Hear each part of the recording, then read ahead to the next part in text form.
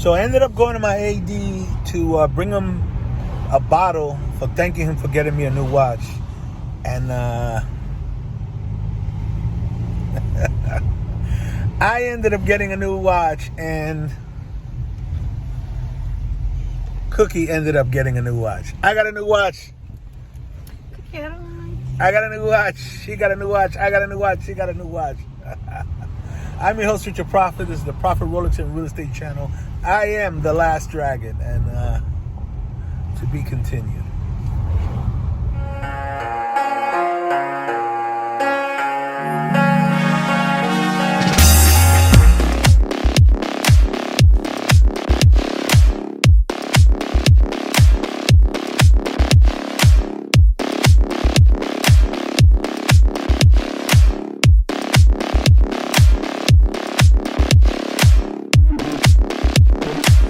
Cheers, family. What's up, everybody? It's your boy, Richard Prophet, the last dragon. Welcome back to the Prophet Rolex and Real Estate channel. So, yeah, man, it's crazy. Everybody talks about, this, you got to have a spend history with these ADs, hundreds of thousands of dollars, or you can't get anything with these freaking ADs, or don't play the AD games or whatever, man. It's crazy, man. Like, I got my ADs where, at this point, like hundreds of thousands has been spent, and they don't call me ever. The AD never calling. The AD never calls me anymore. But this one AD, I went in there one time, and then yesterday was my second time ever in there, and I got a watch that I've been wanting forever, for years. And I finally was able to pick it up. He just blessed me with it. That's a long story, and I'm going to shoot a whole nother video about it, but it was kind of like it was crazy. It was kind of like, oh, you belong to this golf club? Oh, that's my buddy? It was crazy. That's a whole nother story. It's a long, cool story, but, yeah, so we kicked it for hours, man. He was the owner of the ADs, been in their family for years. It's him and his brother, the owners, and we just spoke for years, for hours, and he got me a watch that I've wanted for years. I remember before all this craziness began, I went into an AD with Cookie, to my freaking AD with Cookie, and we tried on this watch, and Cookie was like, "Oh, that watch looks great on you," but at the time, who knew that this was going to go on where you just can't get a watch? So it was always like, yeah, I'll get it another time. Who knew, But so I was finally able to pick up the watch, and your girl Cookie is here, all right? And so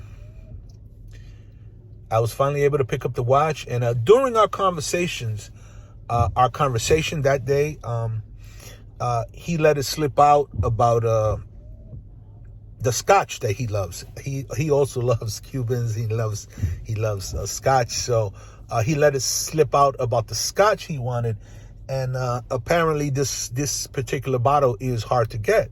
And I was like, why? That bottle's not hard to get. And in my mind, but when he said it, I was like, oh, yeah, okay. So I said, you know what? As soon as I left, I said, you know what? I'm going to go out and I'm going to get him a bottle of that because, he took care of me, showed me a lot of love. So I want to show love back. I want to return the favor.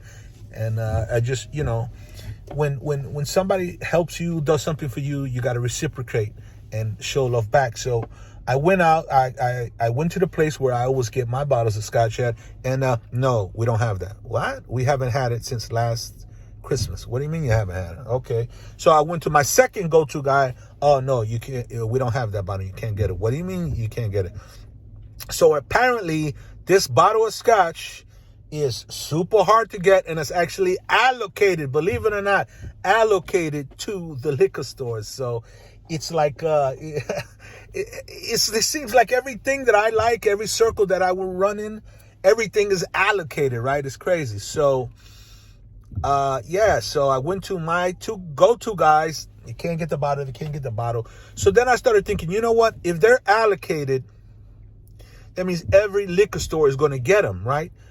But the more expensive it is, and, let's just say the less desirable a neighborhood might be, that bottle is going to sit on the shelf. That's just one thing that hit me in my head. So I was like, okay, in a maybe a lower income neighborhood, that bottle, since it's been allocated, they have to have at least one, and it might sit on the shelf. That's just what hit me and what I thought, and that thinking actually worked out for me.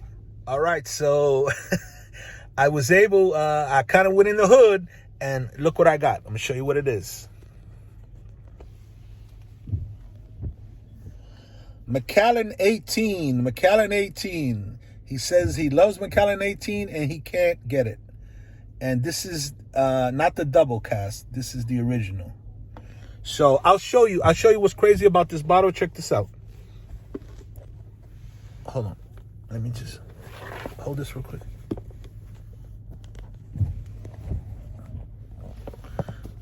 Look at this bottle, right? So so you open it, right? Look at this. Macallan 18, right? It has the seal on it. And it has a serial number. This is just like a watch.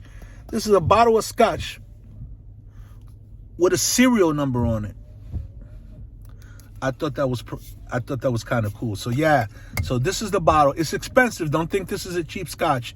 It's expensive. But we had a conversation,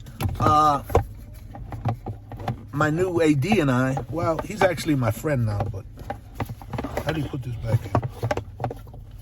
We had a conversation. He was like, when do you fix that? Okay. When do you go out with your wife to eat or whatever? And when is your dinner bill more than your bar bill? And I'm like, never. And he was like, exactly. So when I buy scotch to take home, when I buy my scotch for home, I buy a good scotch because, no matter how much you spend on a bottle of scotch to take home, it's always cheaper than when you go out and you order drinks at a restaurant. So he doesn't drink at the restaurants, but he takes good scotch home with himself. And I was like, you know what?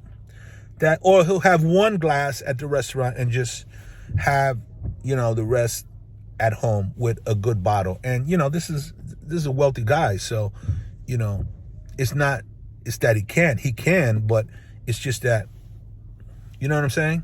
So, all right. So yeah, we're going to go in, we're going to bless him with the hard to find allocated bottle of scotch, 18-year-old Macallan. And yeah. And we also might unmask the real Batgirl. We might find out tonight. What is the real identity of Batgirl? Stay tuned.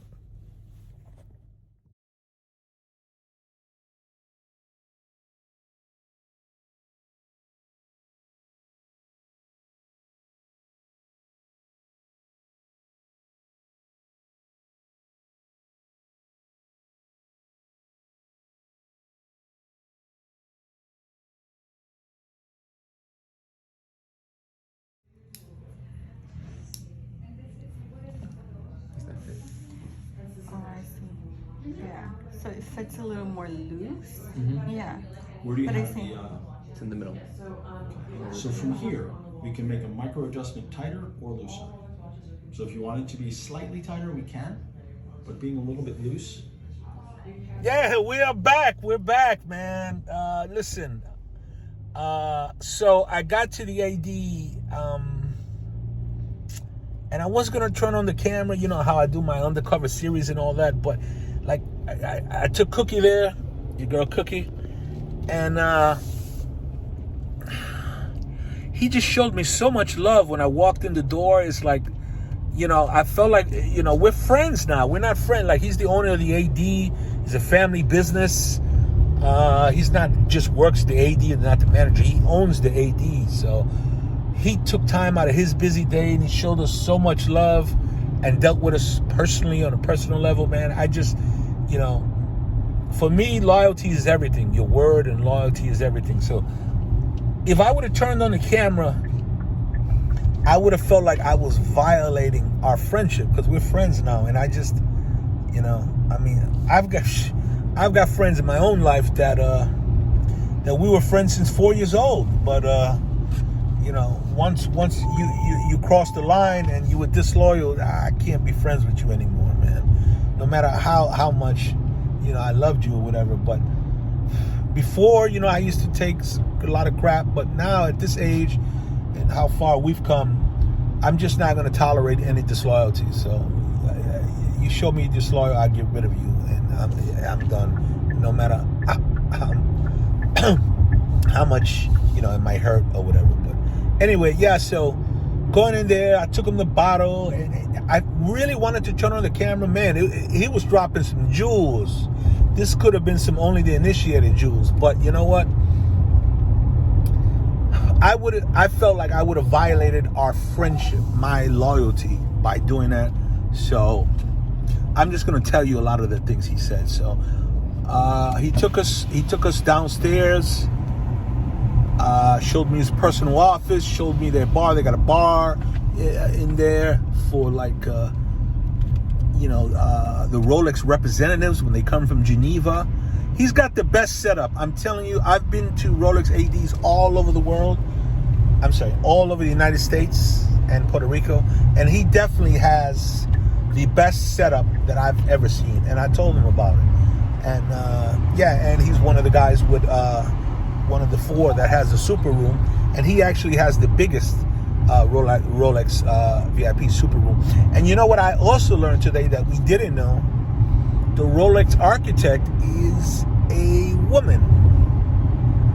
It's a woman out of New York. She's a woman out of New York City. She's a woman. So yeah, man, a couple of the things, all the furniture in the super room, you can't, you know, whatever no, Rolex sends you the furniture in crates. They send it to you from Geneva in crates, and you got to assemble it in your place. And the crazy thing about it is you have to be filming when you assemble the furniture, because they want to see that it's assembled, I guess, to the exact specifications or whatever. And there's nice green leather chairs. They have the crown on the back.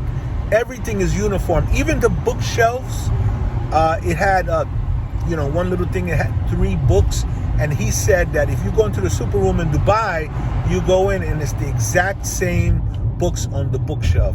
So it was one of the books was Los Angeles.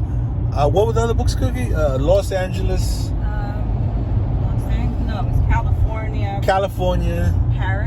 Paris. And Switzerland, I think. Switzerland. Okay, yeah, Switzerland. So yeah, man, everything in that room was the exact same in the super room in Dubai, and the other 2, I don't know where they are, but yeah. So yeah, man, it's crazy. How many square feet did it say it was? 1,000 or 1,200? Was it? 1,000 square feet. That's bigger than some people's apartment. But anyway, you know, it had the wall. How'd you feel when you saw that wall, Cookie? That move. Yeah, he got the wall on a remote control. It was crazy. It felt like we were stepping into the Bat Cave. And coincidentally, guess who has now entered the Rolex family? We don't want to show them the watch here, Cookie. That's a surprise. Guess who has entered into the Rolex family? So yeah, that video's coming. So yeah, man. So he gave us his whole story, how it was a family business, how they brought in they got their own agency with Rolex, that it was a hard going. They kept telling them no, but they kept pushing until they got it.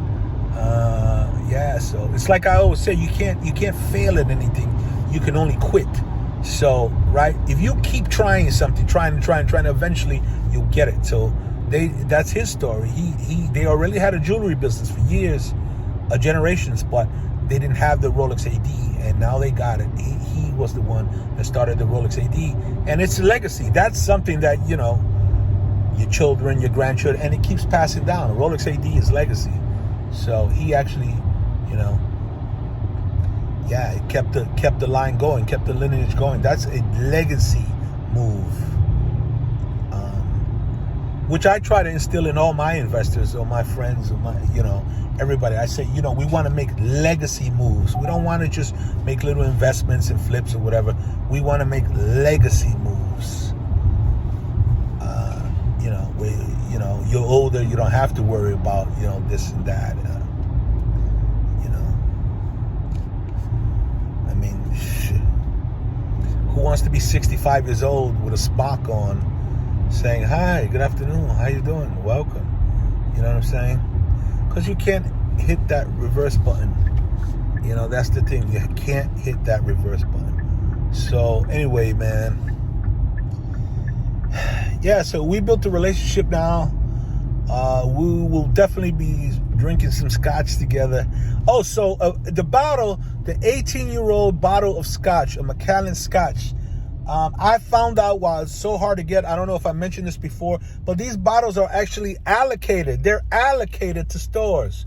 It's crazy. They got the serial number on the side and everything, and they can track down each bottle, where it was sold, who got allocated the bottle. Yo, that's crazy. Who knew? Scotch, there's certain types of scotch that are also allocated. All right, I'm your host, Richard Prophet, the last dragon of the Rolex world, the last dragon of the watch community. This is your girl, Cookie. She's now in the Rolex family, and yeah, we keep it all in the family. All right. Who got a new Rolex? Who got a new Rolex? Who got a new Rolex? Your girl, Cookie.